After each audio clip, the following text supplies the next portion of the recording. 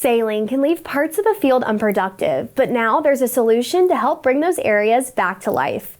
An Arizona-based company is taking technology developed for golf courses and using it to take salts out of the soil. Rose Dunn has more on how a product called calcine improves the soil and helps it grow crops again.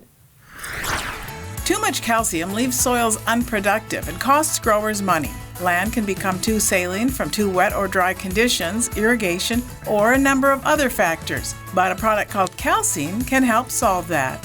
We saw calcine begin to work in drier areas. We've been in real wet areas in the last several years too. Jim Erickson of Erickson Custom Operations brought calcine to this area about 6 years ago. It allows the calciums and the soil properties to delineate the salts out of the soil.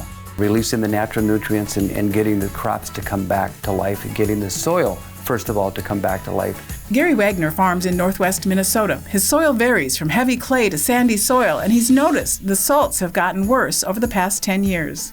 Our experience is normally along roadsides, whether it be putting salt on highways and that getting up in the fields, or satellite imagery. We looked at it. You can see exactly where the calcine was. We have more growth in those areas. We're becoming a believer.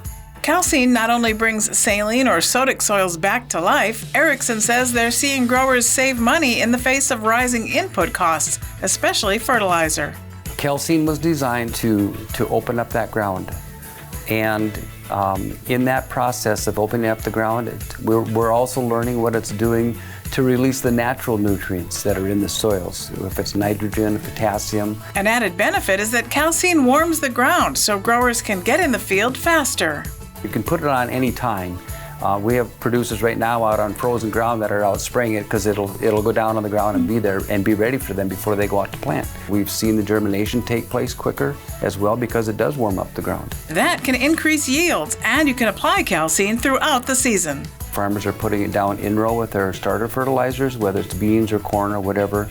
If it's wheat, small grains that are going down, they can go out and do spray applications with the calcine on top of the soils through their post or pre-emerge applications combined. Erickson warns calcine is not an overnight miracle. It's a 3 to 5 year reclamation process.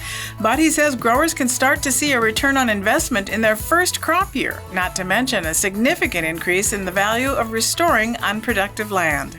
We want you to see this work. This isn't about spending money, it's about investing some money to see what you can get to come back again. This is Rose Dunn for AGWEEK. To learn more about how calcine works, contact Jim Erickson at ECO at the number or email on your screen.